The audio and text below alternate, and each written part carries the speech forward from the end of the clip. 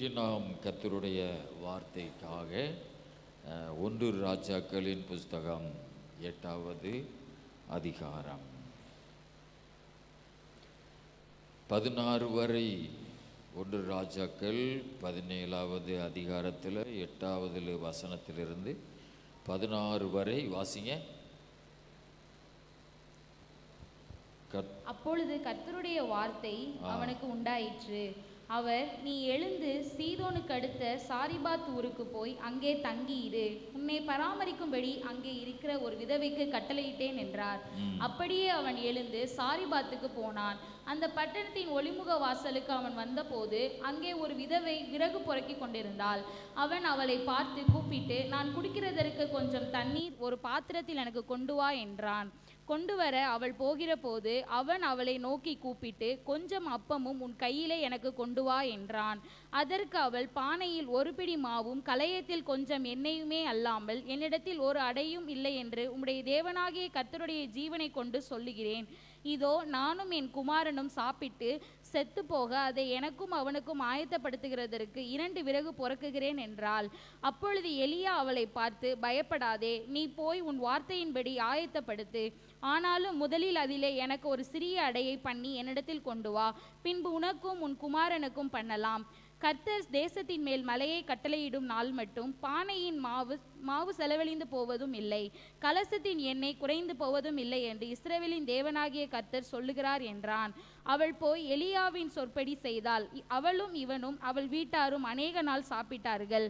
கர்த்தர் எலியாவை கொண்டு சொன்ன வார்த்தையின்படியே பானையிலே மா செலவழிந்து போகவும் இல்லை, கலசத்தின் எண்ணெய் குறைந்து போகவும் இல்லை. ஆமென். ஜெயிப்போம். நல்ல பிதாவே, இந்த வார்த்தைகளுக்காக ஸ்தோத்திரம். ஆண்டவருடைய கரங்களில் இந்த வார்த்தை பகுதியெல்லாம் ஒப்பு கொடுக்கிறோம். பரிசுத்த ஆவியானவரை நாங்கள் அழைக்கிறோம். அன்பான தேவ ஆவியானவர், இன்றைக்கு வந்திருக்கிற பிள்ளைகளோடு ஒவ்வொருவரோடு நீர் பேசுவீராக. பரிசுத்த ஆவியானவர் இடைபடுவீராக. உங்களுடைய சத்தம் கேட்கப்படட்டும். ஹல்லேலூயா. அந்த வார்த்தை பகுதியிலே கர்த்தருடைய ஆவியானவர் நீரே நடத்தும். ஆண்டவரே, அடியானை ஒரு பாத்திரமாய் பயன்படுத்தும். கர்த்தருக்கு எல்லாம் மகிமை செலுத்துகிறோம் இயேசு நாமத்தில். ஆமென். ஆமென். ஹல்லேலூயா. சத்தமா ஒரு அல்லேலூயா சொல்லுவோம். ஹல்லேலூயா. நம்முடைய தேவன் நல்லவர். ஹல்லேலூயா. கர்த்தருக்கு ஸ்தோத்திரம் உண்டாவதாக. 8வது வசனத்திலே நான் வாசிக்கிறோம். அப்பொழுது கர்த்தருடைய வார்த்தை அவனுக்கு உண்டாயி, அவர், நீ எழுந்து சீதோனுக்கு அடுத்த சாரிபாத் ஊருக்கு போய் அங்கே தங்கியிரு, உன்னை பராமரிக்கும்படி அங்கே இருக்கிற ஒரு விதவைக்கு கட்டளையிட்டேன் என்றார். ஹல்லேலூயா. இந்த இடத்துல நான் வாசிக்கும் பொழுது ஸ்தோத்திரம், எலியா என்கிற ஒரு தெய்வனுடைய மனிதன் அந்த இடத்துல அவர் வருகிறார். இந்த தீர்க்கதரிசி காலத்தில் ஆகாப் என்கிற ஒரு ராஜா, அவன் தான் இஸ்ரவேலுக்கு ராஜாவாக இருந்தான். அவனுடைய மனைவி ஏசபேல் ஒரு மந்திரவாதியினுடைய மகள், அவளும் ஒரு மந்திரவாதி தான். அவங்க காலத்தில் அந்த நாடு ரொம்ப வறுமைக்குள்ளே போனது. எல்லா ஜனங்களும் கர்த்தரை விட்டு விலகி பாகால்களை தெய்வமாக வணங்குகிறவர்களாக மாறிக்கொண்டே போனார்கள். அப்படி போவதனாலே அங்கு மழை இல்லாமல் போனது, விவசாயம் இல்லாமல் போனது, எல்லா ஆசீர்வாதங்களும் நின்று போயிற்று. அந்த காலத்தில் வேறு தொழில்கள் ஒன்றும் கிடையாது. இந்த விவசாயம்தான் அந்த காலத்தில் தொழில். ஆக இந்த ஸ்தோத்ரா, இந்த மழை இல்லாமல் போனதுனாலே அந்த நாடு பெரிய பஞ்சத்துக்குள்ளே போய்கொண்டிருந்தது. ஏன் அந்த தேசத்தில் மழை இல்லாமல் போனதென்றால், அந்த நாட்டை ஆளுகிற ராஜாவும் அவன் மனைவியும் அந்த தேசத்து மக்களை பாவத்துக்குள்ளாக, விக்கிர ஆராதனைக்குள்ளாக, சாத்தானை வழிபடுகிற மக்களாக மாற்றி கொண்டிருந்தார்கள். அதனாலே அந்த தேசத்திலே மழை இல்லாமல் போனது.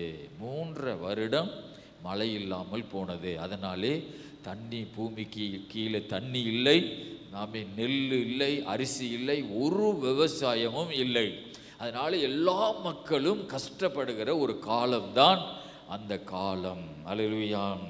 ஆண்டவருடைய வார்த்தையின்படி எலியா ஸ்தோத்திரா அந்த தேசத்திலே தீர்க்க தரிசனம் சொல்லுகிறார். என்னுடைய வார்த்தையின்படி ஸ்தோத்திரா 3 வருஷம் 6 மாதம் மழையும் பனியும் பெய்யாதிருக்கும் என்று கர்த்தருடைய ஜீவனை கொண்டு சொல்லுகிறேன் என்று சொல்லிட்டு கர்த்தருக்கு ஸ்தோத்திரம். ஆண்டவர் அங்கே சொல்லுகிறார், நீ போய் ஸ்தோத்திரம் ஒரு குகையில் ஒளிஞ்சிரு, உன்னை போஷிப்பதற்கு நான் காகங்களுக்கு கட்டளையிட்டிருக்கிறேன். அது மாதிரி போய் ஒரு ஆற்று ஓரத்தில் இருக்கிற ஒரு மலை குகைக்குள்ளே ஒளிஞ்சிருக்கிறான். காட்டுக்குள்ளே இருக்கிற ஒரு மலை குகைக்குள்ளே. ஏனென்றால் ஆகாப் ராஜா இந்த எலியாவை கொலை செய்ய தேடுகிறார். ஏசபேலும் கொலை செய்ய தேடுகிறார்கள். அதனாலே போய் ஒளிந்திருக்கிறான்.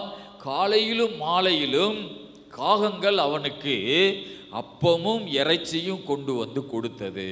கர்த்தருடைய வார்த்தையின்படி அவன் அந்த குகைக்குள்ளே தங்கியிருக்கிறான். காலையும் மாலையும் காகங்கள், ஒரு காக்கா அல்ல, நிறைய காகங்கள் அப்பமும் இறைச்சியும் கொண்டு வந்து அந்த எலியாவுக்கு கொடுத்தது. அந்த பக்கத்தில் ஒரு தண்ணி ஓடுது, ஆறு. அந்த தண்ணியை தாகத்துக்கு குடித்து கொண்டிருந்தான். அல்லேலூயா. இந்த காலத்தில் அந்த ஆற்று தண்ணீர் வற்றி போயிடுச்சு. ஏன்னா மழை இல்லாமல் இருக்கிறதுனால தண்ணியும் ஓடி வருகிறது, கொஞ்சம் கொஞ்சமாக குறைஞ்சி தண்ணி வத்திருச்சு. அப்பொழுது கர்த்தருடைய வார்த்தை அவனுக்கு உண்டாகி, நீ எழுந்து சீதோனுக்கு அடுத்த சாரிபாத்துக்கு போய் அங்கே தங்கியிரு, உன்னை பராமரிக்கும்படி அங்கே இருக்கிற ஒரு விதவைக்கு நான் கட்டளையிட்டேன் என்றார். பாருங்கள், இந்த சீதோன்னு சொல்கிறது லெபனான் தேசத்துக்கு பக்கத்தில் இருக்கிற ஒரு ஊர். ஆமென். நீங்கள் பைபிளில் பின்பக்கமாக பிரட்டி பாருங்கள். உங்கள் பைபிளில் பின்பக்கமாக பிரட்டுங்க. கடைசி பகுதியில் பாலஸ்தீன தேசம் புதிய ஏற்பாடு அப்படின்னு ஒன்று இருக்கும். அதில் சீதோன்னு சொல்கிற தேசம் மேலே இருக்கும், சமாரியான்னு சொல்கிறது அவன் நடுவில் இருக்கும். அல்லேலூயா. இந்த சமாரியாவில் இருந்து தான் ஸ்தோத்திரம் அந்த சீதோன் என்கிற இடத்துக்கு ஆண்டவர் போய் சொல்லுகிறார். யூதர்கள் தங்கி இருக்கிற இந்த ஏரியாவையெல்லாம் விட்டு நடந்து அவன் லெபனான் பக்கத்தில் இருக்கிற சீதோன் என்கிற ஒரு அந்த ஊர் பக்கத்தில் இருக்கிற சாரிபாத் அப்படின்னு சொல்கிற ஊருக்கு ஆண்டவர் அனுப்புகிறார். அல்லேலூயா. கர்த்தருக்கு மகிமை உண்டாவதாக. எத்தனை பேர் பைபிளை பிரட்டி பார்க்குறீங்க? பாலஸ்தீன தேசம் புதிய ஏற்பாடு, சீதோன்னு சொல்கிறது உயர இருக்கு. அந்த சமாரியான்னு சொல்கிற ஊரில் தான் இந்த சம்பவம் நடக்கிறது. அல்லேலூயா. சமாரியாவில் தான் ஆகாப் ராஜா தங்கியிருக்கிறார். அப்போ எங்கே இருந்து கடவுள் எவ்வளவு தூரத்தில் இருக்கிற ஒரு பெண்ணு வீட்டுக்கு, அதுவும் ஒரு விதவை வீட்டுக்கு ஆண்டவர் ஒரு பெரிய தீர்க்கதரிசியை போஷிப்பதற்கு ஆண்டவர் அங்கே அனுப்புகிறார். அல்லேலூயா. அதற்கு மகிமை உண்டாவதாக. ஒரு அல்லேலூயா சொல்லுங்க பாப்போம். நீ எழுந்து சீதோனுக்கு அடுத்த சாரிபாத்து ஊருக்கு போய் அங்கே தங்கியிரு, உன்னை பராமரிக்கும்படி அங்கே இருக்கிற ஒரு விதவைக்கு கட்டளையிட்டேன் என்றார். அல்லேலூயா. பாருங்கள், இந்த ஒரு பெரிய தேவ மனுஷனை பராமரிப்பதற்கு அவன் எவ்வளவோ கிலோமீட்டர் தூரத்தில் இருக்கிற ஒரு விதவையை கர்த்தர் தெரிந்து கொண்டார். அல்லேலூயா. ஒரு தீர்க்கதரிசியை போஷிப்பதற்கு, பராமரிக்கும்படி, சும்மா சோறு போட்டுட்டு அது மாத்திரமல்ல, உன்னை பராமரிக்கும்படி ஒரு விதவைக்கு நான் கட்டளையிட்டேன். கடவுள் ஏன் இந்த விதவையை ஆண்டவர் தெரிந்து கொண்டார்? யூதர்களுக்குள்ளே விதவைகள் இல்லையா? இருந்தார்கள். அல்லேலூயா. அவர்களுடைய குணங்கள் சரியில்லை. ஆமென். யூதர்கள் என்றால் நாங்கள் கடவுளுடைய ஜனம், ஆபிரகாம் எங்களுடைய முற்பிதா என்கிற ஒரு மனமேட்டிமையும் ஒரு திமிரும் அவர்களுக்கு இருக்கிறது.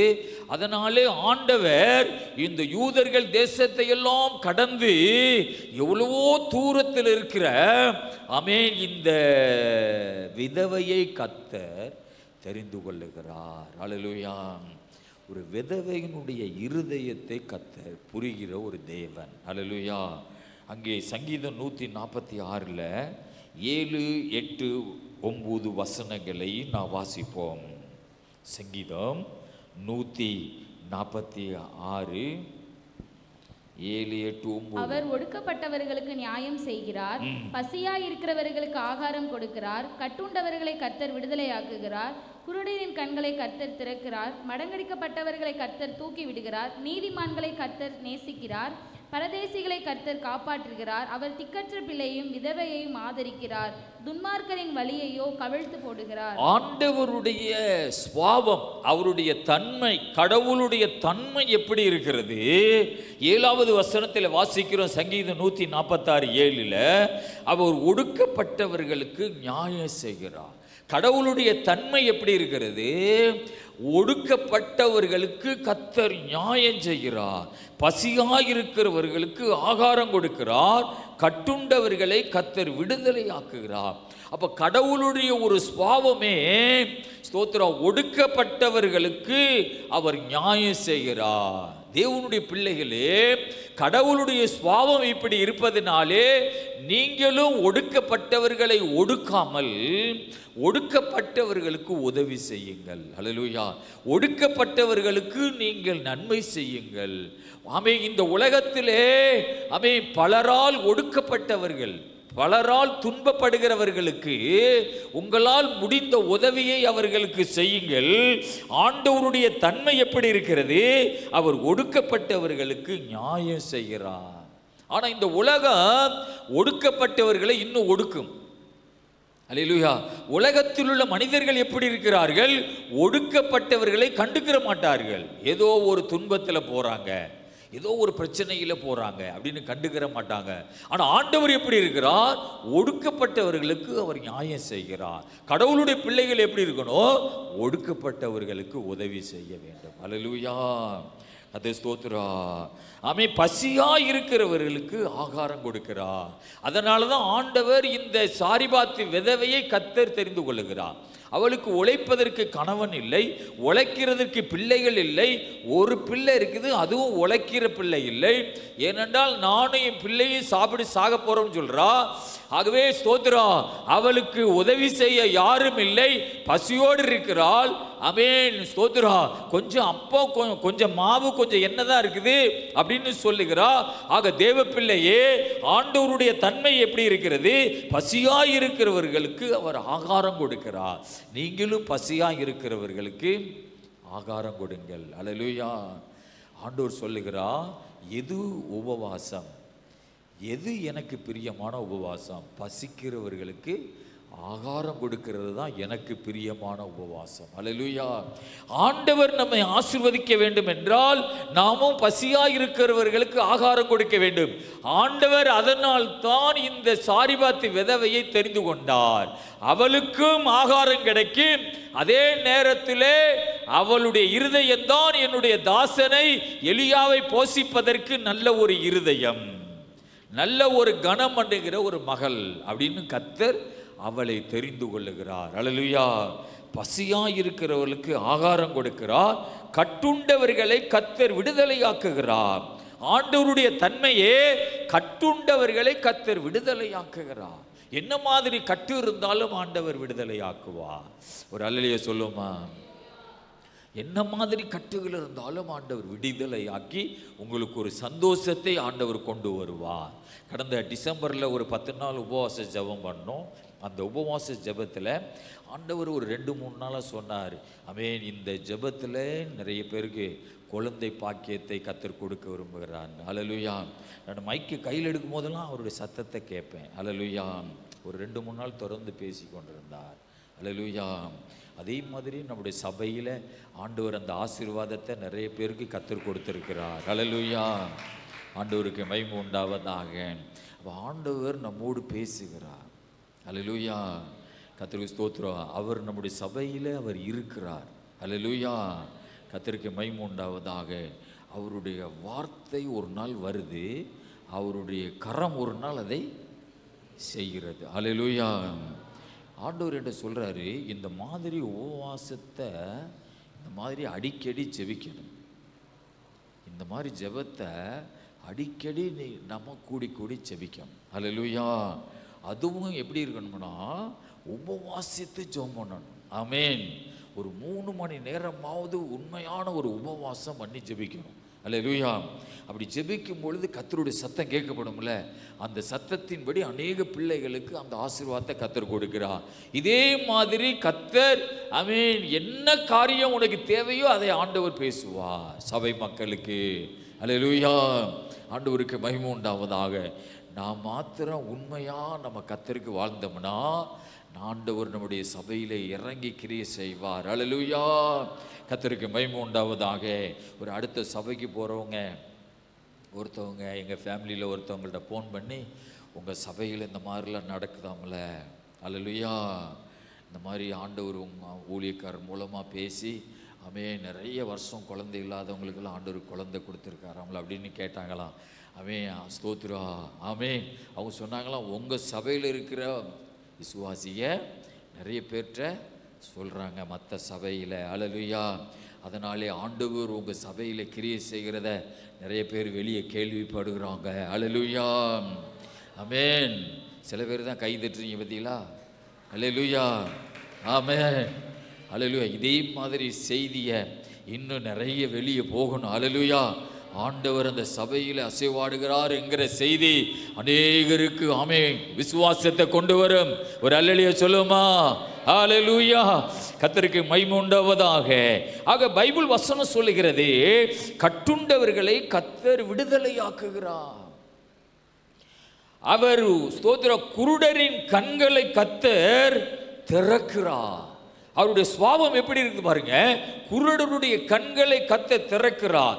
மடங்கடிக்கப்பட்டவர்களை கர்த்தர் தூக்கி விடுகிறார். நீதிமான்களை கர்த்தர் சிநேகிக்கிறார். பரதேசிகளை கர்த்தர் காப்பாற்றுகிறார். பாருங்க, பரதேசிகளை கர்த்தர் காப்பாற்றுகிறார். அல்லேலூயா.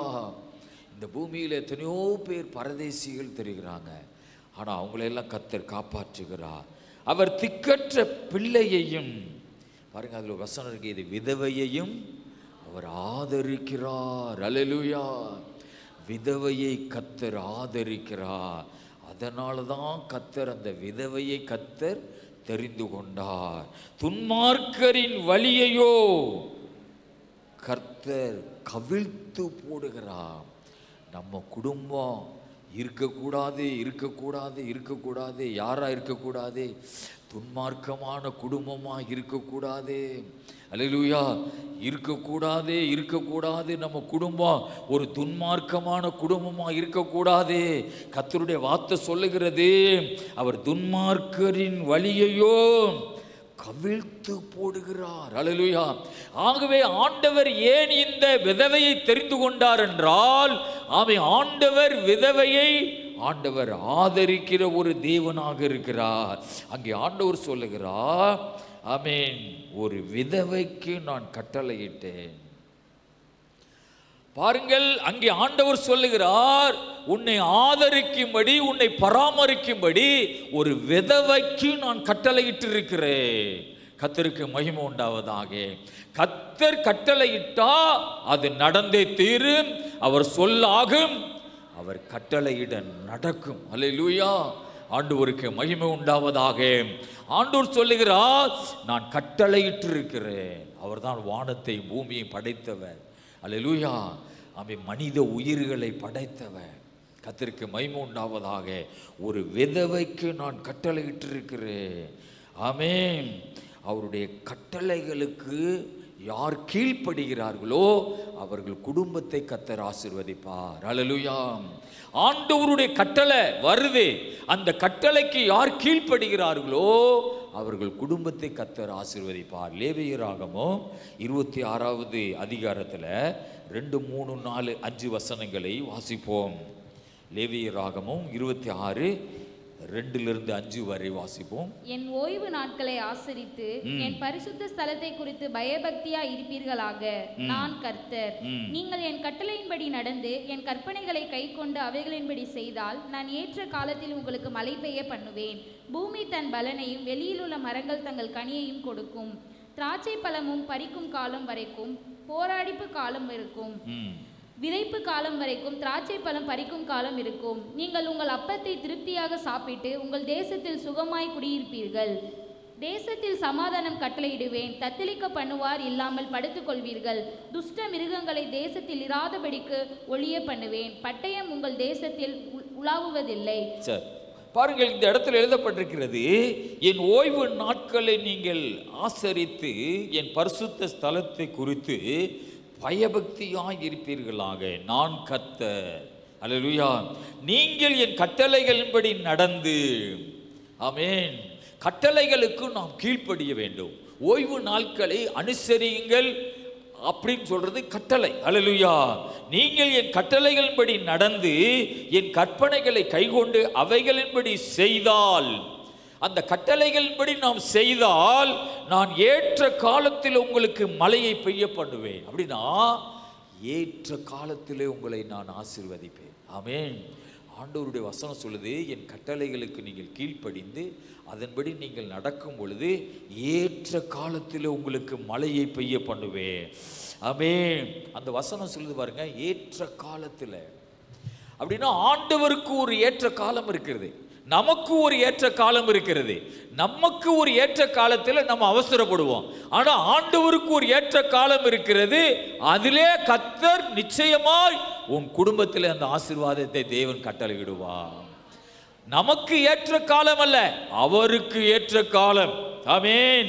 நான் ஏற்ற காலத்திலே உங்களுக்கு மழையை பெய்ய பண்ணுவேன், பூமி தன் பலனையும் வெளியில் உள்ள மரங்கள் தங்கள் கனியையும் கொடுக்கும். திராட்சை பழம் பறிக்கும் காலம் வரைக்கும் போரடிப்பு காலம் இருக்கும். அல்லேலூயா.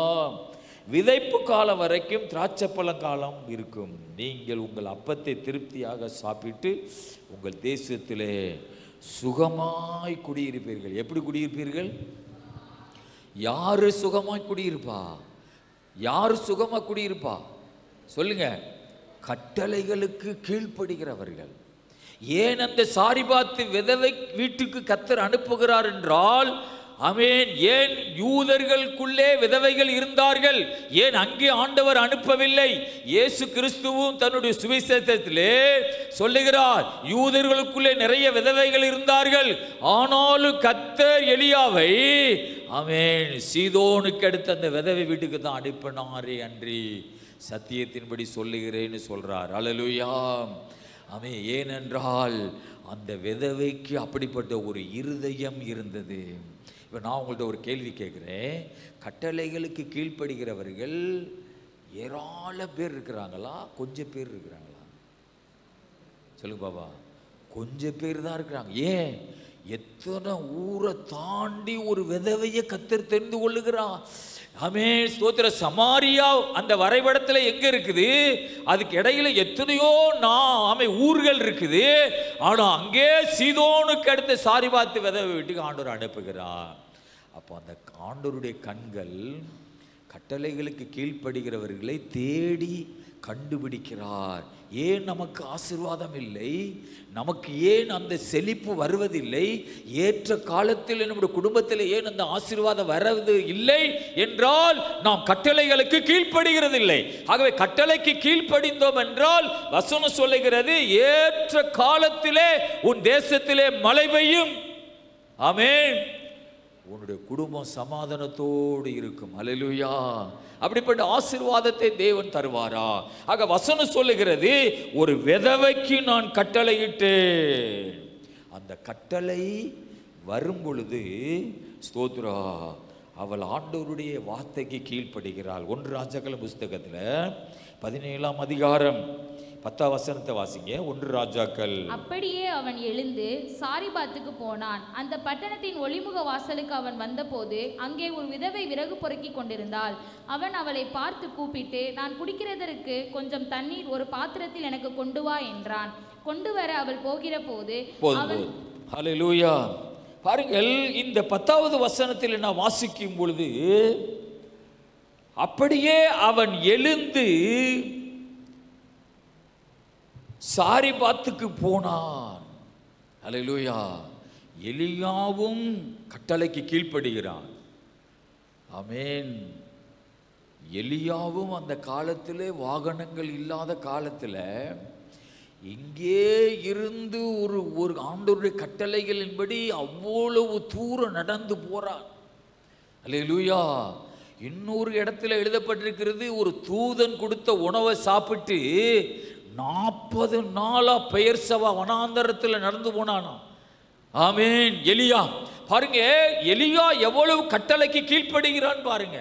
இப்போ ஆண்டவர் நம்மளை இவ்வளவு தூரம் ஒரு வீட்டில் போய் உனக்கு சோறு தருவாங்க போன்னு சொன்னால் போவோமா? போக மாட்டான். அல்லேலூயா. ஒரு வீட்டில் இவ்வளோ தூரம் நடந்து அங்கே உனக்கு சோறு தருவாங்க போன்னு சொன்னால் போவோமா? ஆண்டவர் சொல்கிற அந்த வார்த்தைக்கு அவன் கீழ்ப்படிந்து அவன் போகிறான். அப்படியே அவன் எழுந்து சாரிபாத்துக்கு போனான். அந்த பட்டணத்தின் ஒளிமுக வாசலுக்கு அவன் வந்தபோது அங்கே ஒரு விதவை விறகு பொறுக்கி கொண்டிருந்தாள். அல்லேலூயா. கர்த்தருக்கு ஸ்தோத்திரம் உண்டாவதாக. ஒரு விதவை விறகு பொறுக்கி கொண்டிருந்தாள். ஆமென். கர்த்தர் எலியாவை நடத்துவதை நீங்கள் கொஞ்சம் பாருங்கள். ஒரு வறட்சியான ஒரு வீட்டை நோக்கி நடத்துகிறார். ஆண்டவர் எலியாவை ஒரு வறட்சியான ஒரு வீட்டுக்கு அனுப்புகிறார். ஒரு செழிப்பான ஒரு வீட்டுக்கு அனுப்பவில்லை, ஒரு வறட்சியான ஒரு வீட்டுக்கு அனுப்புகிறார். அல்லேலூயா. அதுவும் வாழ்க்கையின் முடிவிலே வந்து நிற்கிற ஒரு விதவை வீட்டுக்கு கர்த்தர் அனுப்புகிறார். ஏன் அப்படி அனுப்புகிறார் தெரியுமா? ஆண்டவர் என்பவர் முடியாதவைகளை முடிய வைத்து காட்டுகிறது அவருடைய வேலை. அல்லேலூயா. ஆமென். ஆபிரகாமுக்கு 25 வருஷமா குழந்தை இல்லை என்பது தெரியும். ஆனா சரீரம் செத்து போன பின்பு அவனுக்கு குழந்தை கொடுப்பது தான் கடவுளுடைய வல்லமை. அல்லேலூயா. ஆமென். ஆகவே நிறைய வசதி உள்ள ஒரு வீட்டுக்கு ஆண்டவர் எலியாவை அனுப்பல, ஒரு வறட்சியான ஒரு பஞ்சமான ஒரு குடும்பத்தினுடைய வீட்டுக்கு ஆண்டவர் எலியாவை அனுப்புகிறார். அங்கே ஒரு விதவை ஆமென் விறகு பொறுக்கி கொண்டிருந்தாள். ஒரு தரித்திரமான ஒரு குடும்பத்தில் உள்ள ஒரு பெண்ணு. அல்லேலூயா.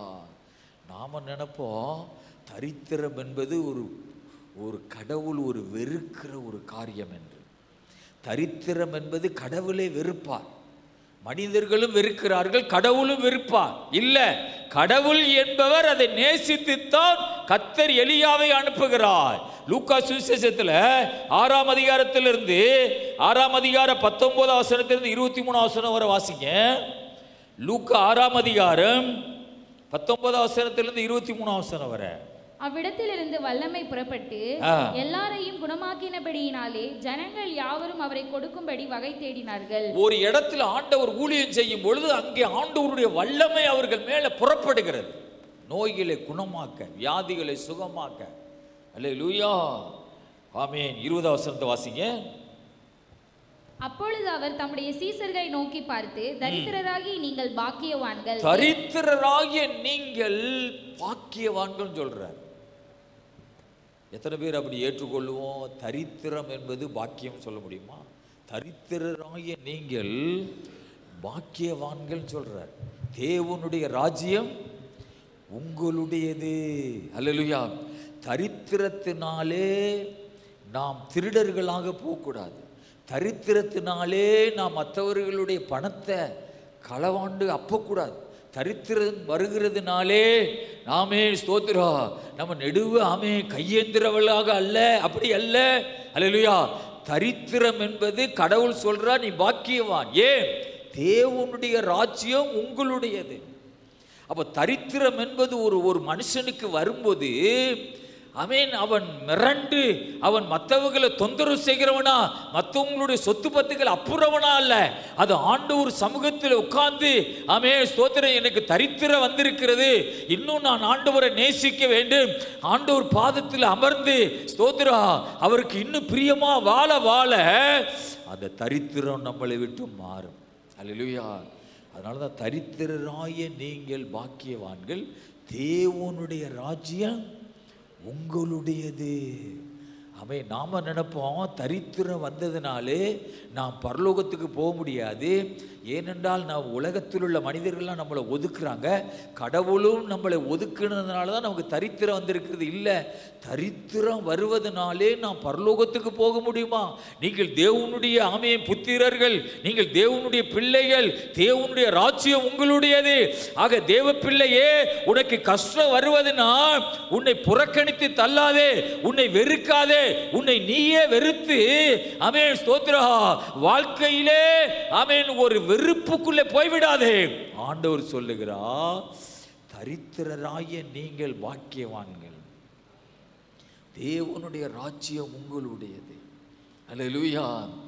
அந்த தரித்திரத்தை தேவன் உனக்கு கொடுத்து உன்னை ஆண்டவர் உருவாக்குகிறார். நீ ஆண்டவரிடத்தில் வந்து ஆண்டவர் சமூகத்தில் இருந்து அவருக்கு ஒரு நல்ல இருதயத்தோடு நீ ஜெபம் பண்ணிப்பாரு, அந்த தரித்திரம் உன்னை விட்டு கண்டிப்பாக விலகும். அல்லேலூயா, ஆமென்.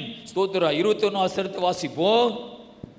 இப்பொழுது பசியாய் இருக்கிற நீங்கள் பாக்கியவான்கள், திருப்தி அடைவீர்கள். இப்பொழுது அழுகிற நீங்கள் பாக்கியவான்கள், இனி நகைப்பீர்கள். ஆண்டவர் அங்கே தெளிவா சொல்லுகிறார், இப்பொழுது பசியாய் இருக்கிற நீங்கள் பாக்கியவான்கள், இனி நல்லா சாப்பிட போறீங்க.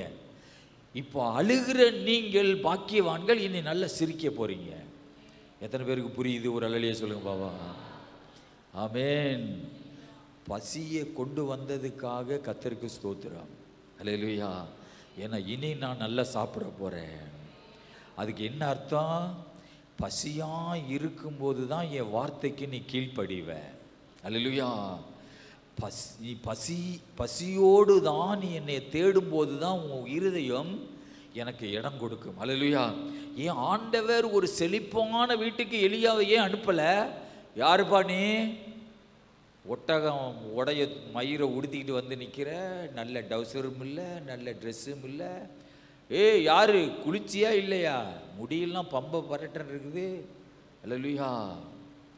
யாரப்பா நீ? நான் தான் எலியா. எலியாவா? அப்படின்னா யாரு? அப்படி எங்களுக்கு சொந்தக்காரர் யாருமே கிடையாதே. நான் தேவனுடைய மனுஷன். நீனா சொல்லிக்கிட்டீன்னா இங்கே தங்குறதுக்கெல்லாம் இடம் கிடையாது, உனக்கு சோறு போடவும் எங்கனால முடியாது. நீ வேற இடத்த பார்த்துக்க. இல்லை, கர்த்தர் உங்கள் வீட்டுக்கு தான் அனுப்பியிருக்கிறார். டேய், இவனை பிடிச்சி வெளியே தள்ளுங்கடா. யார் சொல்றது? திருப்தியானவன் தேன்கூட்டையும் மிதிப்பான். அல்லேலூயா. ஆகவே ஆண்டவர் இந்த உலகத்திலே ஆண்டவர் விதவையை ஏன் தெரிந்து கொண்டார்? ஏன் தரித்திரர்களை தேவனுடைய ராஜ்யத்துக்கு போவீர்கள் என்று சொல்லுகிறார். திருப்தியானவன் தேன்கூட்டையும் மிதிப்பான். யாரா வேலைக்கார இவனை பிடிச்சி வெளியே தள்ளுங்கன்னு சொல்லியிருப்பான் எலியாவை. ஆனால் அவன் பெரிய கிருபை பெற்றவன். அவன் கையை நீட்டான எல்லாரும் குருடா போயிருவான், செத்தும் போயிடுவான். எலியா வல்லமை பார்த்துருக்கீங்களா? 50 இராணுவ வீரர்கள் வந்திருக்கிறாங்க. 50 இராணுவ வீரர்களுக்கும் தலைவன் வந்திருக்கிறான். அவன் எலியாவா எலிசாவா? எலியா தானே. நான் தேவனுடைய மனுஷனா இருந்தா வானத்திலிருந்து தீ வரட்டும் சொல்றான், எல்லாம் செத்து போயிட்டான். அல்லேலூயா. அவ்வளவு பவரான ஒரு தேவ மனுஷன். ஆனா ஆண்டவர் எங்கே அனுப்புகிறார்? இந்த விதவை வீட்டுக்கு கர்த்தர் அனுப்புகிறார். தேவ பிள்ளையே, உனக்கு ஒரு தருணத்தை ஆண்டவர் வச்சிருக்கிறார். ஆண்டவரை தேடுவதற்கு ஒரு காலத்தை வச்சிருக்கிறார். இப்பொழுது நீ பசியாத்தான் இருக்கிற, உனக்கு நிறைய தேவை இருக்குது, உனக்கு நிறைய ஆசீர்வாதம் தேவை. ஆனால் ஆண்டவர் சொல்லுகிறார், பசியா இருக்கிற நீ பாக்கியவான், இனி நல்லா சாப்பிட போற. அல்லேலூயா. அழுகிற நீ பாக்கியவான், இனி நல்லா சிரிக்க போற. ஆனா ஆண்டவர் சொல்றார், நீ அழுகையோடு தான் இந்த இடத்துக்கு வந்திருக்கிற, ஆனா ஒரு காலம் வரப்போது நீ நகைப்பீர்கள். அல்லேலூயா. இனி நல்லா நீ மகிழ்ச்சியா இருக்க போற. எப்போ? நீ ஆண்டவர் சத்தத்துக்கு கீழ்ப்படியும் பொழுது. அவர் வார்த்தைக்கு நீ பயப்படும் பொழுது, அவர் வார்த்தையை நீ மதிக்கும் பொழுது, அவர் வார்த்தைக்கு நீ கீழ்ப்படிந்து நடக்கும் பொழுது. ஏற்ற காலத்திலே உன் தேசத்திலே நான் மழையை பெய்ய பண்ணுவேன். அல்லேலூயா. ஆண்டவருக்கு மகிமை உண்டாவதாக. அவருடைய கட்டளைக்கு நீ கீழ்ப்படியும் பொழுதுதான் உனக்கு ஆசீர்வாதம். எங்கள் குடும்பத்தில் ஒரு மகளுக்கு திருமணம் நடந்தது. அப்போ நாங்கள் அந்த மகளை அழைச்சிட்டு ஒரு வீட்டுக்கு போனோம். வீட்டுக்கு போகும்பொழுது அந்த வீட்டில் விட்டுட்டு அங்கே நிற்கும்பொழுது ஒரு கஷ்டப்பட்ட ஒரு ஊழியக்காரர் அங்கே நிற்கிறார். ஆமேன். எனக்குள்ள ஒரு ஆவியானவர் பேசுகிறார், இந்த கஷ்டப்பட்ட ஊழியக்காரருக்கு நீ 2000 ரூபா பணம் கொடுக்கணும்னு சொல்கிறார். ஆனால் என் சேப்பில் 2000 ரூபா தான் இருக்குது, 2500 ரூபா இல்லை, 2000 ரூபா தான் இருக்குது. அதை அப்படியே எடுத்து அவர் கையில் கொடு, யாரும் பார்க்காம கொடுன்னு சொல்கிறார். ஆக அந்த தம்பி ஒரு உண்மையாக ஊழியம் செய்கிறவன். இப்போ தான் மனைவி பிள்ளைகளோடு ஒரு கிராமத்தில் ஊழியம் செய்கிறான். ஆனால் நான் கடவுளை கொஞ்சம் சமாளிக்கிறேன். ஆமேன். நான் கொடுக்க மாட்டேன்னு சொல்கிறது மாதிரி சமாளிக்கிறேன். ஆனால் அவர் வார்த்தையை நான் மீறும் பொழுது எனக்கு சமாதானம் இல்லாமல் போகுது. என் மனசில் அதை புரிந்து கொள்ளுகிறேன். எனக்குள்ளே சமாதானம் இல்லாமல் போகுது. நான் அப்படியே வாக் பண்ணி இப்படியெல்லாம் நடந்து சமாளிக்கிறேன். குடு நீ எடுத்து. அல்லேலூயா. அது எனக்கு ஒரு பெரிய காசு தான். ஆனால் அதை எடுத்து கொடுத்த பொழுது எனக்குள்ளே ஒரு சமாதானம் வந்தது.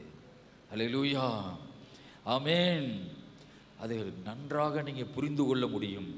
தேவ பிள்ளையே, அந்த கர்த்தருடைய கட்டளைக்கு நீ கீழ்ப்படியும் பொழுது உனக்கு எங்கேயாவது இருந்து வானத்தின் பலகணிகளை தேவன் உனக்கு திறப்பார். அல்லேலூயா. நான் அவரை மெயின்டைன் பண்ணுகிறேன். ஆவியானவரை நான் சரி பண்ணத்தான் அவர் எனக்குள்ளே இருப்பார். ஆமேன். அவர் என்னோடு வாழுவா. அல்லேலூயா. ஸ்தோத்திரம். நான் அவர் வார்த்தையை நான் மீறும் பொழுது எனக்கு சமாதானம் இல்லாமல் போகுது. அல்லேலூயா. ஆனால் கொடுக்கும்போது யாரும் பார்க்கக்கூடாதுன்னு சொல்கிறதும் விளங்குது. அல்லேலூயா. நான் எடுத்து அந்த தம்பி கையில் கொடுத்துட்டு, ஆமேன், இப்படி பக்கத்தில் நின்று இப்படி இப்படி இப்படி அவன் கையில் கொடுத்துட்டு நான் அப்படியே ஒதுக்கிட்டேன். அவன் டக்குன்னு பிடிச்சிக்கிட்டான். அல்லேலூயா. ஸ்தோத்திரம். தெய்வ பிள்ளையே, ஆமேன், நீ கர்த்தருடைய கட்டளைக்கு எங்கெல்லாம் கீழ்ப்படுகிறியோ, அவன் அந்த தரித்திரராகி அந்த கஷ்டப்பட்ட ஊழியக்காரரை கடவுள் மறக்கலை பாருங்க. அல்லேலூயா. ஆமேன். அவரை கர்த்தர் நினைக்கிறார். கர்த்தருக்கு ஸ்தோத்திரம். ஆக நீங்க நினைக்கலாம், தரித்திரர்களை கடவுள் வெறுக்கிறார். உலகமும் வெறுக்குது, கடவுளும் வெறுக்கிறார். நம்முடைய ஆண்டவர் அப்படிப்பட்டவர் அல்ல. அவர்களைத்தான் தேவன் நேசிக்கிறார். அவர்களுடைய ராஜ்யம்தான் தேவனுடைய ராஜ்யம் என்று சொல்லுகிறார். அல்லேலூயா. அவர்கள் கொஞ்ச காலத்தில் நல்லா சாப்பிட போறாங்க, அவங்க கொஞ்ச காலத்தில் மகிழ்ச்சியா இருக்க போறாங்கன்னு ஆண்டவருடைய வசனம் சொல்லுது. அந்த வசனத்தை வாசிங்க பார்ப்போம். இப்பொழுது அழுகிற நீங்கள் இனி நகைப்பீர்கள். வசனம். இப்பொழுது பசியாய் இருக்கிற நீங்கள் பாக்கியவான்கள், திருப்தி அடைவீர்கள். திருப்தி அடைவீர்கள். இப்பொழுது அழுகிற நீங்கள் பாக்கியவான்கள், இனி நகைப்பீர்கள். இனி சந்தோஷமா சிரிப்பீர்கள். அல்லேலூயா. இது இயேசு தன்னுடைய பிரசங்கத்தில் சொல்லுகிறார்.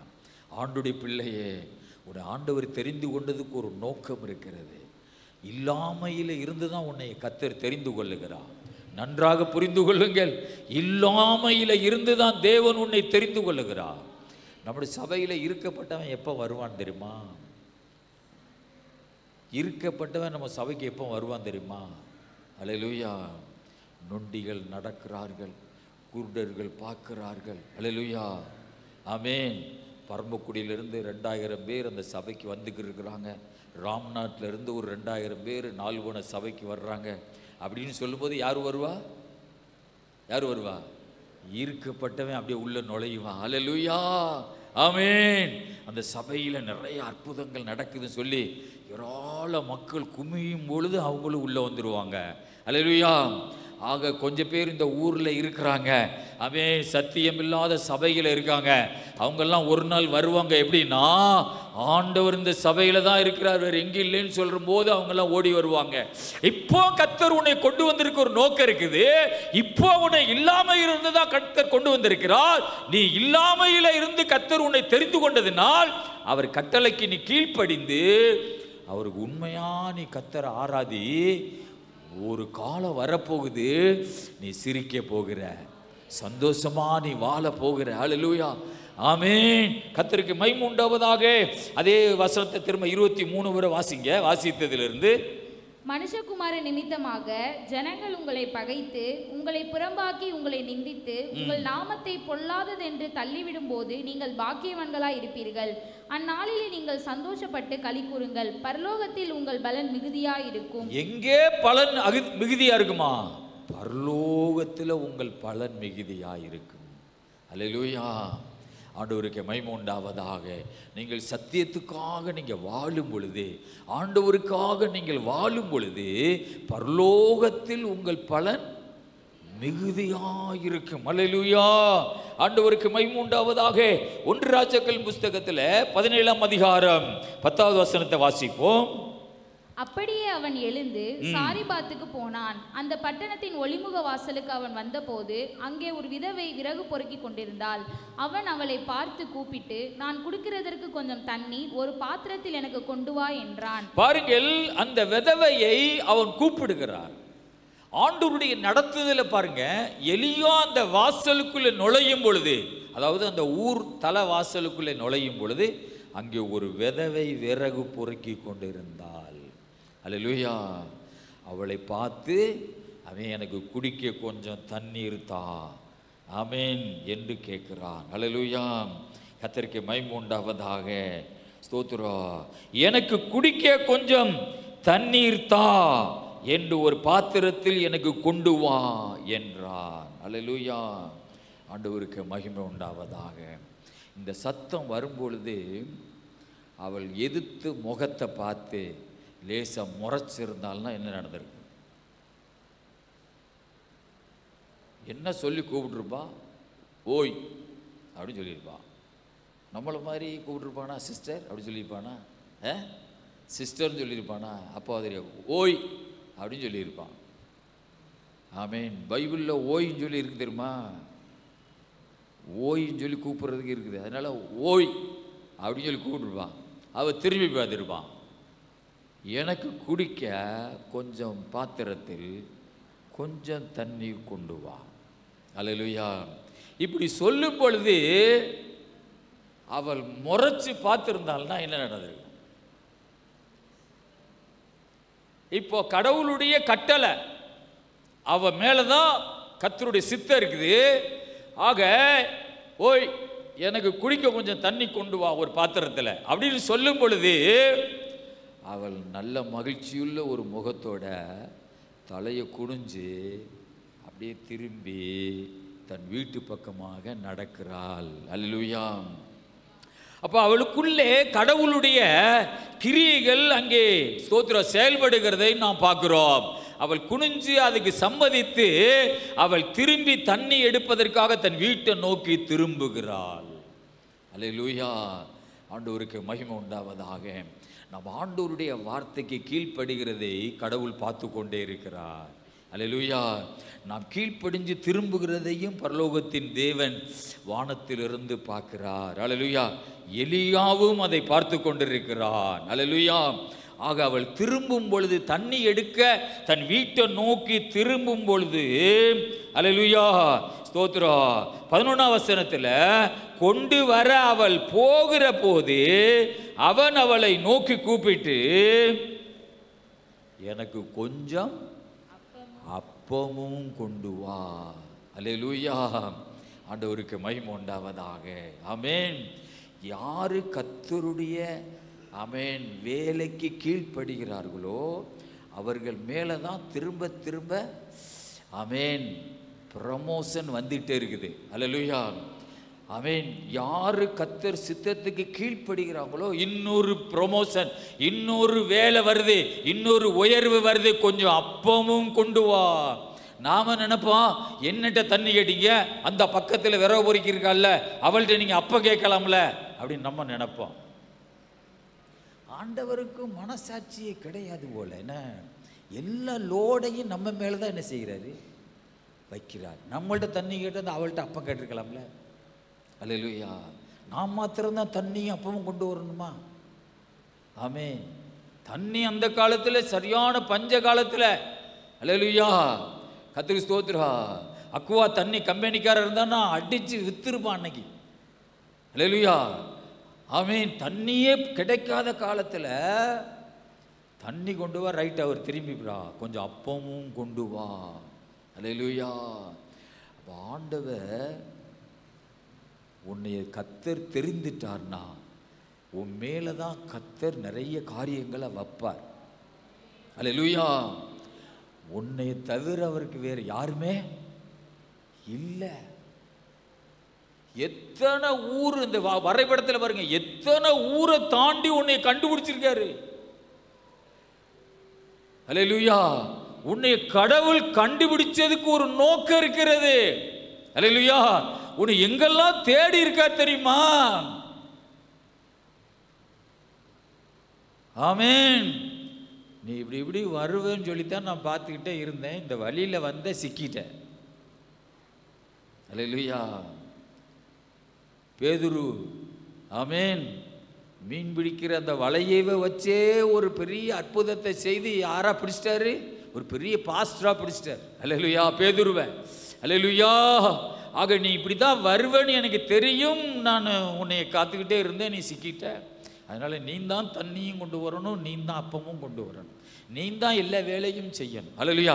நீ தான் நிறைய பொறுப்புகளை எடுத்து ஆண்டவருக்காக செய்யணும். நான் தான் அப்படி அதையும் செய்யணுமா, நான் தான் இதையும் செய்யணுமா, எல்லா வேலையும் நான் தான் செய்யணுமா? அல்லேலூயா.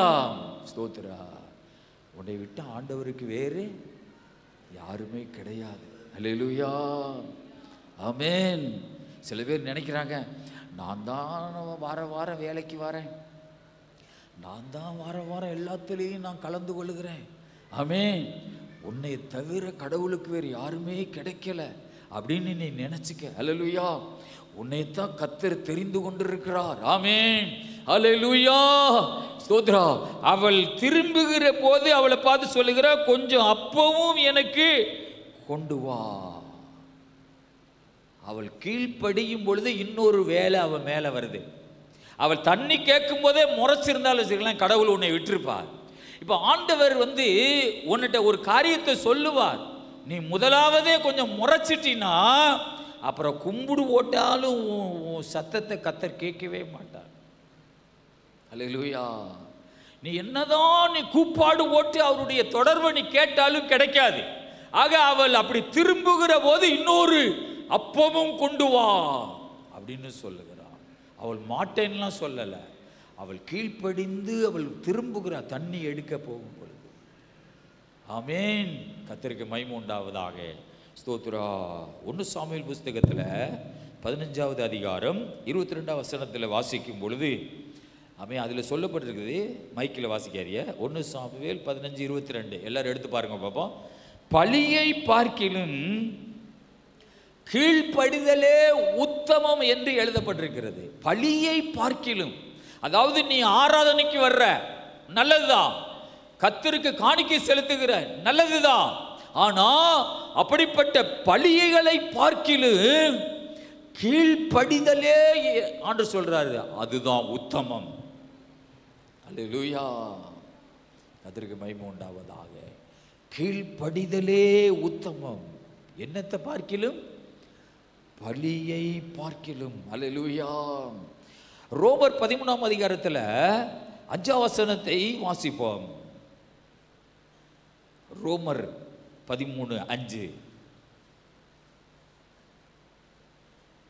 ரோமர் 13:5. ஆகையால் நீங்கள் கோபாக்கினை நிமித்தம் மாத்திரமல்ல மனசாட்சி நிமித்தமும் கீழ்ப்படிய வேண்டும்.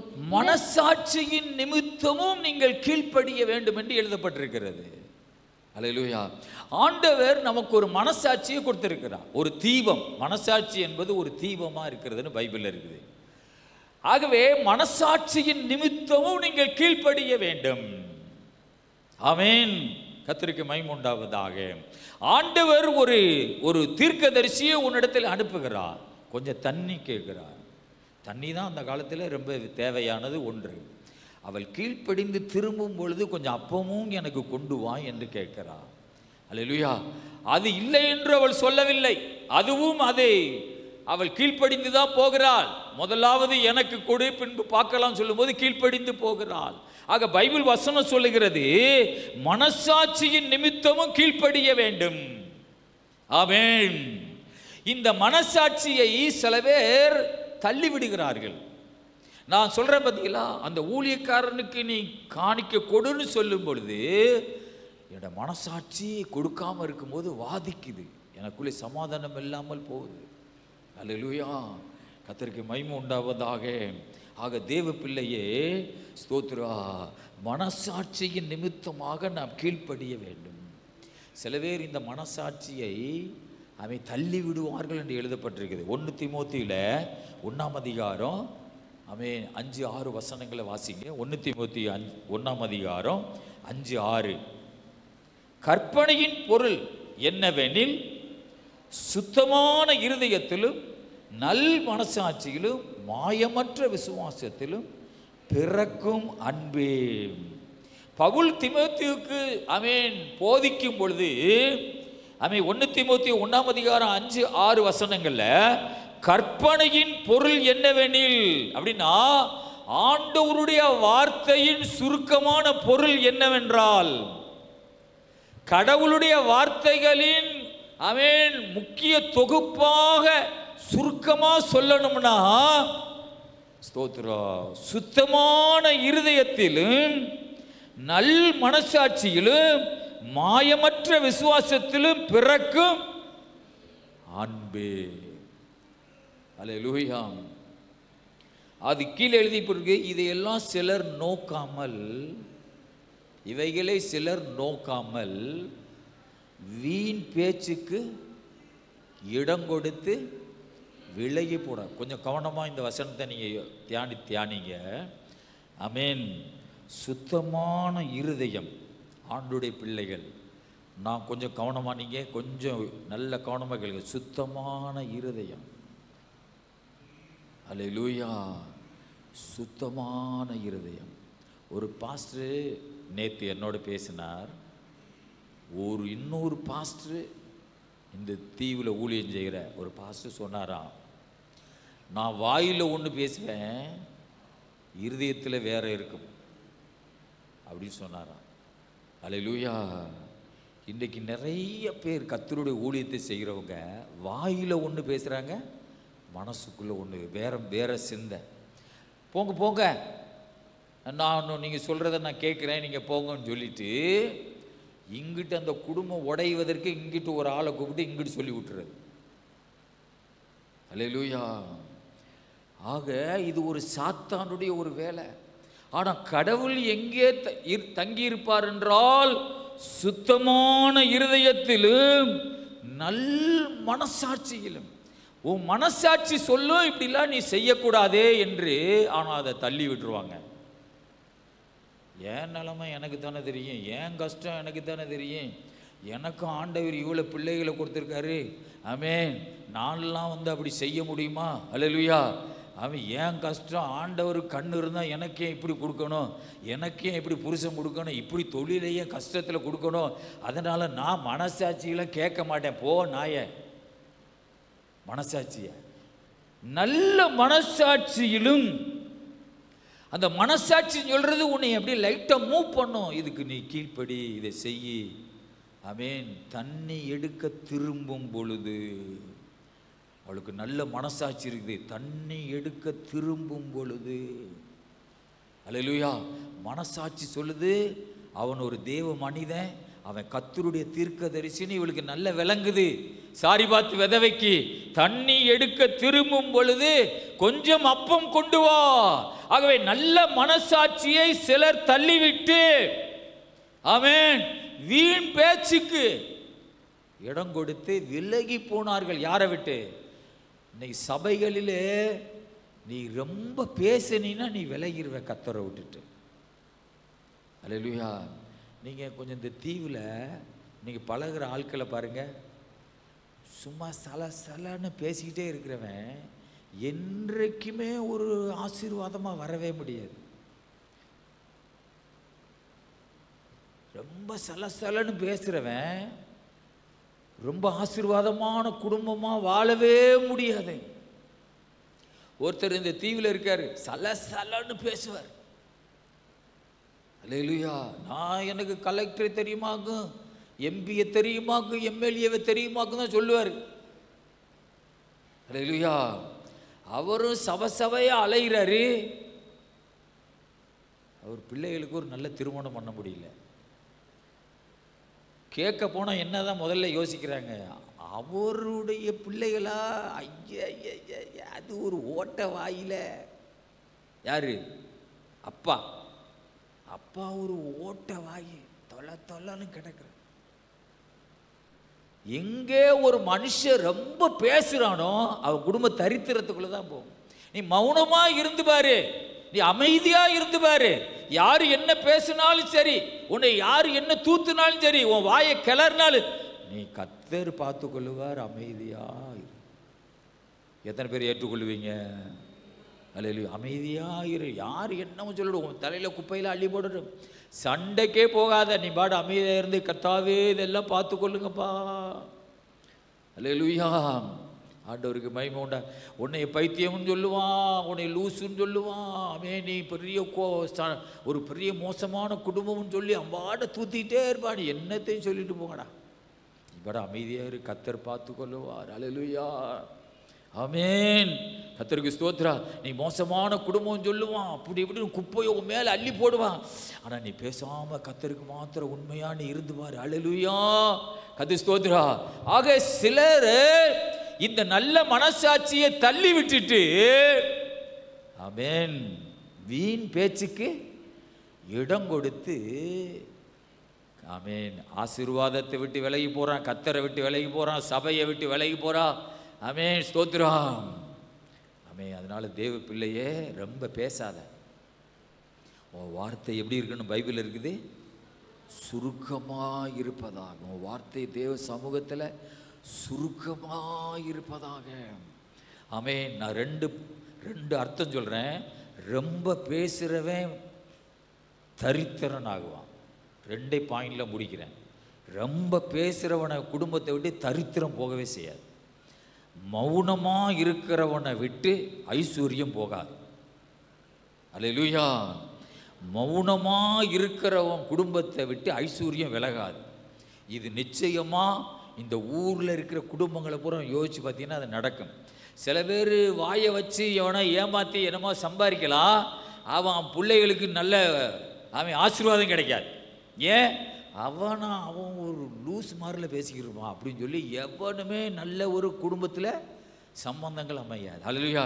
அதனால நீ அமைதியாக இருந்து பாரு, உன் குடும்பத்தையும் உன் பிள்ளைகளையும் கர்த்தர் ஆசீர்வதிப்பார். அல்லேலூயா. ஆண்டவருக்கு மகிமை உண்டாவதாக. அதனால சிலர் வீண் பேச்சுக்கு இடம் கொடுத்து விலகி போனார்கள். அல்லேலூயா. இன்னைக்கு சந்தை எங்க? பாமல்ல. அங்கே போய் மைக் எடுத்துட்டு, அன்பான சந்தையில், பாமன் சந்தையில் உள்ளவர்களே கொஞ்சம் அமைதியாக இருந்தீர்கள் என்றால் கர்த்தர் உங்களை ஆசீர்வதிப்பார். காய்கறி விற்கிற அம்மாமாரே யாரும் பேச வேண்டாம். கேட்பாங்களா? ஏன்னா அது சந்தையில் கச்சா புச்சான்னு என்ன செய்யணும், பேசுனாத்தான் கதை ஓடும். அல்லேலூயா. காய்கறியை போட்டுக்கிட்டு மௌனமாக உட்காந்துருந்தா என்ன பேசாமல் இருக்கிறீங்க? எங்கள் பாஸ்ட் பிரசங்கமே அப்படித்தான். யாருமே பேசாமல் இருந்தால் நிறைய ஆசீர்வாதம் வரும்னு சொல்லியிருக்கிறார். அல்லேலூயா. இந்த சந்தையில் எல்லாரும் அப்படித்தான் பேசுவாங்க. அல்லேலூயா. அப்படி பேசினா தான் அங்கே கதை ஓடும். ஆமென். ஆக அது உலகத்தில் உள்ள காரியம். ஆனால் நான் சொல்கிறது, உனக்கு விரோதமாக தூத்துவாங்க, உன்னைய சண்டைக்கு இழுப்பாங்க, உன்னை கோபப்படுத்துவாங்க. ஆனால் நீ அமைதியாகவே இருந்துரு. எத்தனை பேர் ஆமென் சொல்லுவீங்க? அப்படி இருந்தால் தான் கர்த்தர் உன்னை என்ன செய்வார்? ஆசீர்வதிப்பார். அல்லேலூயா. ஆண்டவருக்கு மகிமை உண்டாவதாக. இந்த சாரிபாத்து விதவை நல்ல மனசாட்சியோடு அவள் கிரியை செய்கிறதை நான் பார்க்க முடியும். அல்லேலூயா. 11ஆம் வசனத்தை வாசிங்க. ஒன்று ராஜாக்கள் போகிற போது அவன் அவளை நோக்கி கூப்பிட்டு, கொஞ்சம் அப்பமும் உன் கையிலே எனக்கு கொண்டு வா என்றான். அதற்கு அவள், பானையில் 1 பிடி மாவும் கலயத்தில் கொஞ்சம் எண்ணெயுமே அல்லாமல் என்னிடத்தில் ஒரு அடையும் இல்லை என்று உம்முடைய தேவனாகிய கர்த்தருடைய ஜீவனை கொண்டு சொல்லுகிறேன். இதோ நானும் என் குமாரனும் சாப்பிட்டு செத்து போக அதை எனக்கும் அவனுக்கும் ஆயத்தப்படுத்துகிறதற்கு 2 விறகு பொறுக்குகிறேன் என்றாள். அல்லேலூயா. ஆகவே உன் கையிலே எனக்கு கொஞ்சம் அப்பமும் கொண்டு வா என்றான். ஆமென். ஸ்தோத்ரா. அதற்கு அவள், பானையில் 1 பிடி மாவும் கலயத்தில் கொஞ்சம் எண்ணெயுமே அல்லாமல் என்னிடத்திலே ஒரு அடையும் இல்லை என்று உம்முடைய தேவனாகிய கர்த்தருடைய ஜீவனை கொண்டு சொல்லுகிறேன். ஆக எலியா ஒரு தேவ மனுஷன் என்கிறதை யாரும் சொல்லாமலே புரிந்து கொண்டாள். அல்லேலூயா. அவளுக்கு சில ஆண்டவருடைய காரியங்கள் அவளுக்கு புரிகிறது. எங்கே இருக்கிறவள்? சீதோன் தேசத்தில் இருக்கிற ஒரு பெண்ணுக்கு இவர் ஒரு கர்த்தருடைய தீர்க்கதரிசி என்கிற வெளிப்பாடு அவளுக்கு இருக்கிறது. அல்லேலூயா. ஆண்டவருக்கு மகிமை உண்டாவதாக. ஆமென். ஆகவே தேவ பிள்ளைகளே, நம்முடைய வீட்டில் ஒரு அற்புதம் நடக்கணும்னா நம்முடைய இருதயத்தை தேவன் கொஞ்சம் அசைப்பார். அல்லேலூயா. அந்த இருதயத்தை கொஞ்சம் அசைக்கிறார். கொஞ்சம் தான் என்ன இருக்குது, கொஞ்சம் தான் அப்போ இருக்குது, அது கொஞ்சம் கிடங்குக்குள்ளே கிடக்குது. இருதயம் என்கிற கிடங்குக்குள்ளே எண்ணெயும் மாவும் கிடக்குது. அது கொஞ்சம் அவன் உழக்கப்படணும், கொஞ்சம் அசைக்கப்படணும். இருதயமும் கொஞ்சம் அசைக்கப்படணும். அல்லேலூயா. உன் இருதயம் எப்போ கர்த்தருடைய வழியில் அசைக்கப்படுமோ அப்போத்தான் உன் வீட்டில் நிறைய அற்புதம் நடக்கிற ஒரு குடும்பமாக மாறும். அல்லேலூயா. ஆண்டவருக்கு மகிமை உண்டாவதாக. ஸ்தோத்திரா. ஆக அவளுக்கு கதக்குன்னு சொல்லிருச்சா, என்னடா இப்படி கேட்டுட்டாரேன்னு ஒரு கதக்குன்னு வந்ததா, என்னன்னு புரியல. ஆனா அவ சொன்ன பொழுது கொஞ்சம் எண்ணெய் இருக்குது, கொஞ்சம் மாவு இருக்குது, அதை நானும் என் பிள்ளையை சாப்பிட்டுட்டு சாக போறோம் என்று சொல்லுகிறார். அல்லேலூயா. ஆண்டவருக்கு மகிமை உண்டாவதாக. ஆமென். கொஞ்சம் எண்ணெயும் அல்லாமல் என்னிடத்தில் ஒரு அடையும் இல்லை என்று உம்முடைய தேவனாகிய கர்த்தருடைய ஜீவனை கொண்டு சொல்லுகிறேன். இதோ நானும் என் குமாரனும் சாப்பிட்டு செத்து போக அதை எனக்கு அவனுக்கு ஆயத்தப்படுகிறது 2 விறகு பொறுக்குகிறேன் என்றாள். அல்லேலூயா. ஆண்டவருடைய பிள்ளைகளே, அவள் இருதயம் கடவுளுக்கு கொடுப்பதிலே ஒரு ரெண்டு கட்ட நிலைமைக்குள்ளே அவளை ஆண்டவர் கொண்டு போகிறார். மனச்சாட்சிக்கு கீழ்ப்படிந்து அந்த ஊழியக்காரருக்கு கொடுக்கிறதா, இல்லை என்றால் மனச்சாட்சியை தள்ளி விட்டுட்டு கர்த்தருடைய வார்த்தையும் தள்ளி விட்டுட்டு நானும் என் குமாரனுமே அதை சுட்டு சாப்பிட்டு சாகிறதா என்கிற ஒரு நிலைமைக்கு போகிறார். தேவ பிள்ளையே, நீ கடவுளுடைய ஆசீர்வாதத்தை பெறணும்னா இந்த மாதிரி ஒரு நிலைமையில நீ போக இருக்கணும். அல்லேலூயா. இந்த மாதிரி வாழ்க்கையில உன் பாதையில இந்த மாதிரி ஒரு சூழ்நிலையை நீ டச் பண்ணாம இருந்தீனா, அல்லேலூயா, உன்னுடைய குடும்பத்தில் ஒரு எண்ணெய் கிடங்கு உண்டாகாது, மாவு பெருக்கம் உன் குடும்பத்தில் வராது. அவள் அந்த மாதிரி பாதையிலே அவன் போகும் பொழுதுதான் அவளுக்கு ஒரு பெரிய ஆசீர்வாதம் உண்டாகிறது. கர்த்தருக்கு ஸ்தோத்திரம் உண்டாவதாக. ஆமென். அல்லேலூயா. சாப்பிட்டு சாவுறதுக்காக 2 விறகு பொறுக்குகிறோம் என்று சொல்லுகிறார். ஆக அவளுக்கு கீழ்ப்படுகிற ஒரு சுவாபம் இருந்தது, நல்ல மனசாட்சி அவளுக்கு இருந்தது. இன்னொன்று அவளுக்கு தேவை, வாய் அடக்கம் இல்லை. யாருக்கு? சாரிபாத் விதவைக்கு வாய் அடக்கம் இல்லை. ஏன்னா அதை சாப்பிட்டு செத்து போகணும்னு சொல்லித்தான் நான் 2 விறகு பொறுக்குகிறேன் என்று சொல்ல. ஏன்னா அதை தவிர்த்து வேற உணவு எங்கள் வீட்டில் கிடையாது. ஆகவே நாங்கள் சாப்பிட்டு சாவுறதுக்காக 2 விறகு பொறுக்குகிறோம் என்று சொல்லுகிறாள். அல்லேலூயா. சாவுறது என்கிறத நம்ம ரொம்ப கவனமாக பேசணும். நம்ம வாயில் சாவுறோம் சொல்கிற வார்த்தையே வரக்கூடாது. அல்லேலூயா. இப்போ ஒரு மகள் ஒரு எங்கள் திருப்பூர்லையா அங்கே ஒரு அவிநாசியில் ஒரு மகள் தற்கொலை ஒன்றி செத்துட்டா. அவள் ரித்தன்யா அப்படி சொல்கிற ஒரு பெண்ணு. அல்லேலூயா. அவள் சொல்கிறா பாருங்க, ஆமென், என்னை மன்னிச்சிருங்க, என்னால் வாழ முடியாது. ஆமென். ஏன்னா அந்த குடும்பம் அப்படிப்பட்ட ஒரு மோசமான குடும்பம். அல்லேலூயா. மனித அன்பே இல்லாத ஒரு குடும்பம். ஆமென். ஒரு பெண்ணை அடுத்த வீட்டிலேருந்து ஒரு வீட்டுக்கு வருதுன்னா தன் மக மாதிரி பார்க்கணும். அல்லேலூயா. அவள் சொல்கிறா, 3 பேர் நிற்க வச்சுட்டு என்கிட்ட கேள்வி கேட்பாங்கன்னு சொல்கிறான். 300 பவன் நகை போட்டிருக்காங்களாம், ஆனால் பேசினது 500 பவன் நகை. 300 பவன் நகை கொண்டு போயிருக்கா, 200 பவன் நகை எங்கேன்னு கேட்குறாங்களாம். கல்யாணம் முடிச்சு 78 நாளில். அல்லேலூயா. ஸ்தோத்திரா. அவள் சொல்கிறா, இவங்க கேரக்டர் மாறவே செய்யாது, அதனால் நானும் உங்களுக்கு பாரமாக இருக்க முடியல சொல்லி தற்கொலை பண்ணிட்டோன்னு சொல்கிறா. அல்லேலூயா. ஆனால் அவள் அழுது அழுது நிறைய வீடியோ போட்டிருக்கிறா, அதெல்லாம் நமக்கு கண்ணீர் வருது. ஆமென். தேவ பிள்ளையே, அந்த மாதிரி ஒரு கிரிட்டிக்கலான ஒரு குடும்பமாக நம்ம இருக்கவே கூடாது. அல்லேலூயா, ஸ்தோத்திரம். அவர் சொல்கிறா பாருங்க, உங்கள்கிட்ட ஒரு பேச்சு பேசுகிறாங்க, என்னட்ட ஒரு பேச்சு பேசுகிறாங்க, ஊரில் ஒரு நடிப்பு நடிக்கிறாங்க. இந்த மாதிரி ஒரு குடும்பமாக இருந்தால் நீ நிச்சயமாக மனித உயிர்களை கொல்லுவ. அல்லேலூயா. ஒரு நல்ல கள்ளம் கபடம் இல்லாத உள்ளேயும் ஒரே மாதிரி இரு, வெளியேயும் ஒரே மாதிரி இரு. ஆமே, உன் பிள்ளைகள் மாதிரியாவே அடுத்த குடும்பத்திலிருந்து வந்த பிள்ளையும் நீ நேசிக்கணும். அல்லேலூயா. ஆமேன். ஆமேன். ஸ்தோத்ரா. அல்லேலூயா. எத்தனை உலகத்தில் எத்தனை குடும்பங்க இன்னைக்கு இப்படி இருக்கு தெரியுமா? அல்லேலூயா. ஸ்தோத்ரா. ஆமேன். ஒரே மாதிரி எல்லாரையும் நேசிக்க ஆரம்பி. பெத்த பிள்ளையாக இருந்தாலும், பெறாத பிள்ளையாக இருந்தாலும், வந்தவளாக இருந்தாலும், போனவளாக இருந்தாலும், பரதேசியாக இருந்தாலும், அனாதையாக இருந்தாலும், விதவையாக இருந்தாலும் அன்போடு நீ நேசிக்கணும். அதுக்காகத்தான் இயேசு இந்த உலகத்தில் ஆமேன் இறங்கி வந்திருக்கிறார். அல்லேலூயா. கர்த்தருக்கு ஸ்தோத்திரா. ஆமேன். இவங்க கேரக்டரே மாறாதுன்னு சொல்கிறா பார்த்தீங்களா? ஆமேன். அப்படிலாம் நம்ம இருக்கக்கூடாது, ஒரே மாதிரியாக இருக்கணும். அவன் சபையில் ஒரே மாதிரி இருக்கணும், அவன் குடும்பத்தில் ஒரே மாதிரி இருக்கணும், கடற்கரையில் ஒரே மாதிரி இருக்கணும். மோசே என் வீட்டில் எங்கும் உண்மையுள்ளவன் சொல்கிறது மாதிரி ஒரே மாதிரி சுபாவத்தை நம்ம வைத்துக்கொள்ளணும். அல்லேலூயா. ஆனால் என்ன சனியனோ தெரியல, சில குடும்பங்க ஒரே நடிப்பு தான், ஒரே நடிப்பு தான். ஆமென். ஃபோன் எடுக்கும்போது, அக்கா எப்படிக்கா இருக்கிற, அக்கா நல்லா இருக்கியா அக்கா அப்படின்னு சொல்லி எடுக்கிறது. ஃபோனை வச்சு முடிய, உனக்கு பண்ணுறேன்டா, உனக்கு குழியை வெட்டுறேன்டா. ஃபோனை வச்சுட்டு மனசுக்குள்ள, உனக்கு குழியை வெட்டுறேன்டா. ஆனால் ஃபோனை எடுத்தோடனே ஒரு நடிப்பு தான். ஆமேன். அப்படி மெதுவா.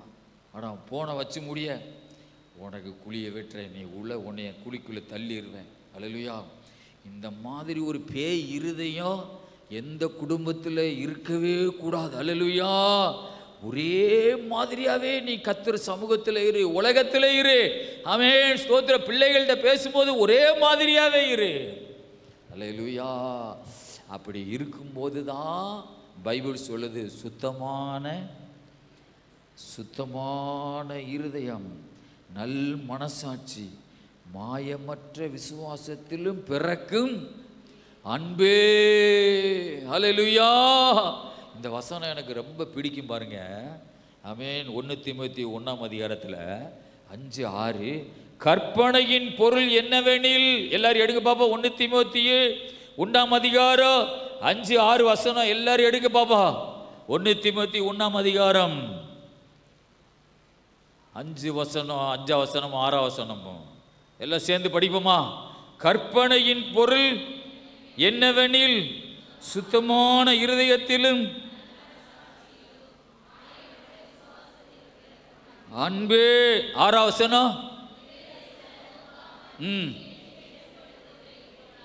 விலகி போனார்கள். அல்லேலூயா. ஸ்தோத்திரம். ஆமென். அந்த சுத்தமான இருதயத்தை நாம் எடுத்துக்கொள்ளுவோம், நல்ல மனசாட்சியை எடுத்துக்கொள்ளுவோம். அல்லேலூயா. ஆண்டவருக்கு மகிமை உண்டாவதாக. ஆக அவள் சொல்லுகிறாள், இந்த சாரிபாத்து விதவை அவளுக்கு விறகு பொறுக்கி நானும் என் பிள்ளையை சாக போகிறோம் என்று சொல்லுகிறாள். அப்படி ஒருபோதும் நம்ம பேசக்கூடாது. சாவுறதை நீ அடிக்கடி உன் குடும்பத்தில் பேசாத, உன் புருஷனை பார்த்து சொல்லாத. ஆமே, உனக்குள்ளேயே நீ இப்படி சொல்லிக் கொள்ளாத.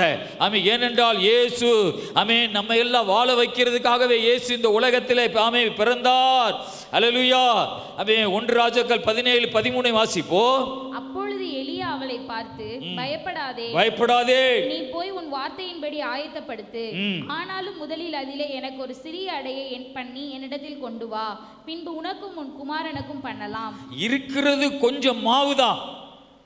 அந்த மாவுல முதல்ல ஒரு அடைய, ஒரு ரொட்டி, அடையினா ரொட்டி, ரொட்டியை சுட்டு எனக்கு கொண்டு வா, அப்புறம் உனக்கு உன் பிள்ளைக்கும் பார்க்கலாம். அல்லேலூயா. ஆண்டோடைய பிள்ளைகளே, ஆமென். அந்த வார்த்தைக்கு அவள் கீழ்ப்படுகிறாள்.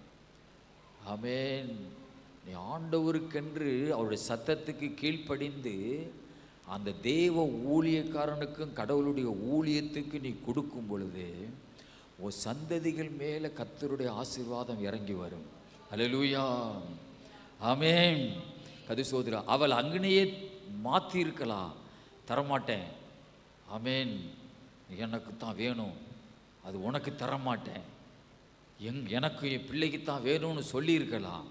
ஆனால் அதற்கு கீழ்ப்படிந்து அவள் போகும் பொழுது ஆமென், அவள் குடும்பத்தில் ஒரு பெரிய ஆசீர்வாதம் உண்டாகிறது.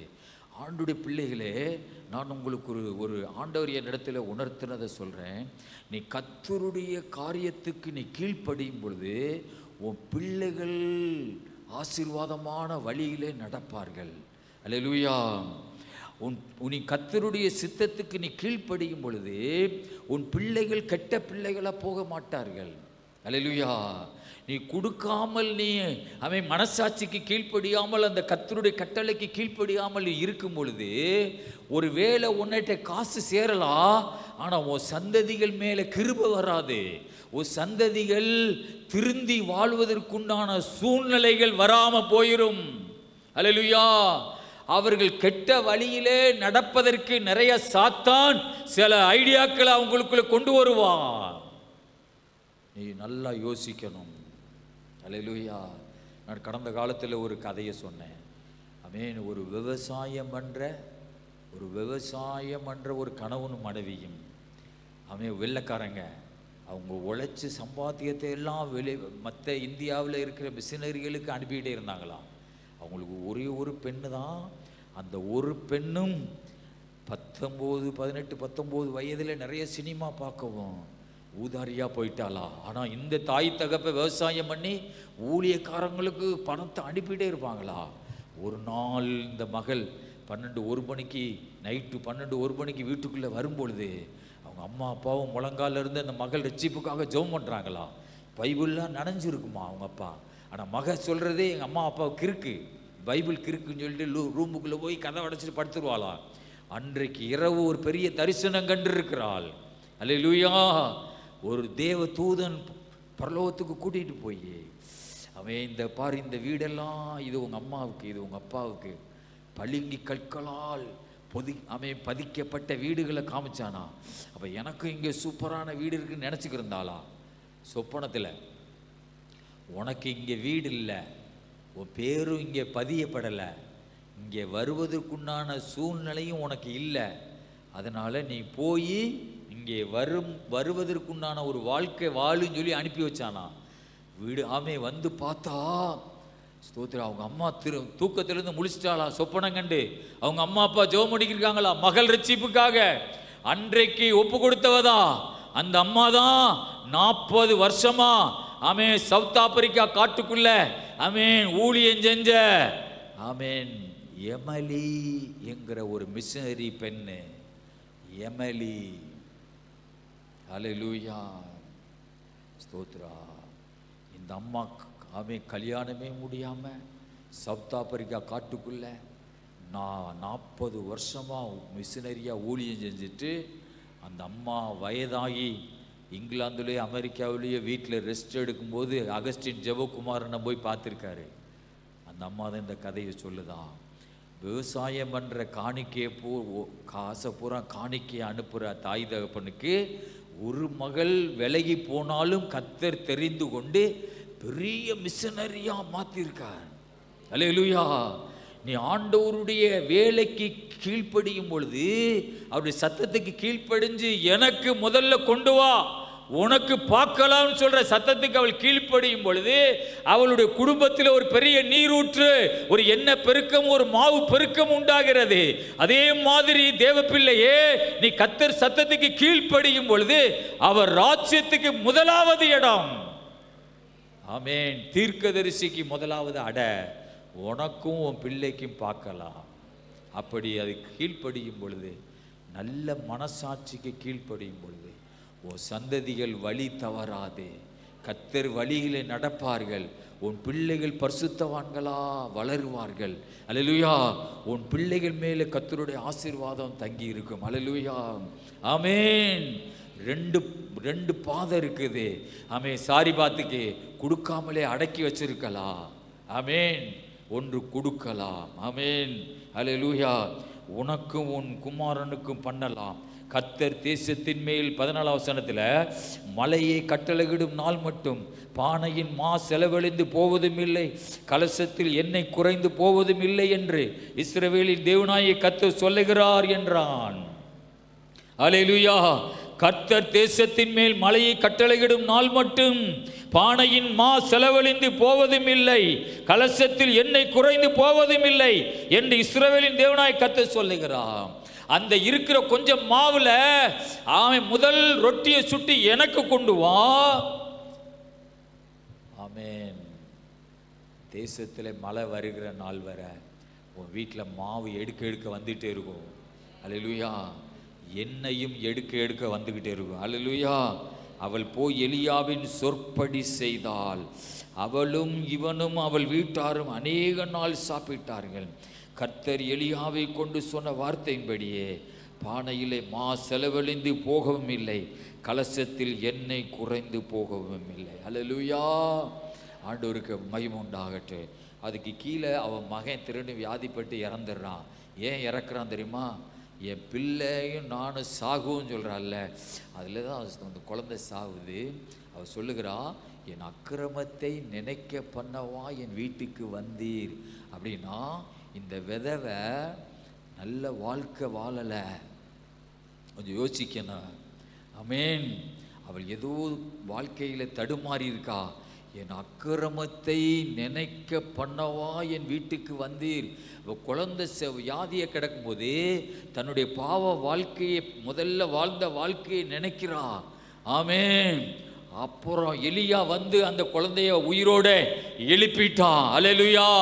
அவள் வீட்டில் மரணம் நடக்க சம்மதிக்கவில்லை தேவன். அந்த குழந்தையை ஆண்டவர் உயிரோடு எழுப்பிட்டார். அந்த வீட்டில் ஒரு சந்தோஷம் வந்தது, சமாதானம் வந்தது, ஒரு ஆசீர்வாதம் வந்தது. அல்லேலூயா. உன்னுடைய இருதயமும் இப்படி சோதனைக்குள்ளே போகணும். நான் ஒரு நாள் ஒரு இடத்துல ஒரு ஊழியக்காரருக்கு சோதனைக்குள்ளே போனேனே, அது மாதிரி உன் இருதயம் அந்த முதலாவது அடைய சுட்டி எனக்கு கொண்டு வா. இந்த விதவை எல்லாரையும் விட அதிகமாய் காணிக்கப்பட்டில போட்டால் என்று சத்தியத்தின்படியே சொல்லுகிறேன் என்று இயேசு சொல்லுகிறார். அல்லேலூயா. ஒரு அசைவு உன் இருதயத்தில் உண்டாகணும். உன் இருதயம் கர்த்தருக்காக சோதிக்கப்படணும். அல்லேலூயா. ஒரு நல்ல மனசாட்சி பக்கம் உன் இருதயம் சாயுதா, அவன் உன் மாமிசத்தினுடைய எண்ணங்களுக்கும் உன் இருதயம் சாயுதா. அல்லேலூயா. அப்படி நீ ஆண்டவர் சித்தத்துக்கு நீ சாயும் பொழுது உன் சந்ததிகள் மேலே ஒரு பெரிய ஆசீர்வாதம் வரும். கண்களை மூடி ஜெபம் பண்ணுமா. அல்லேலூயா.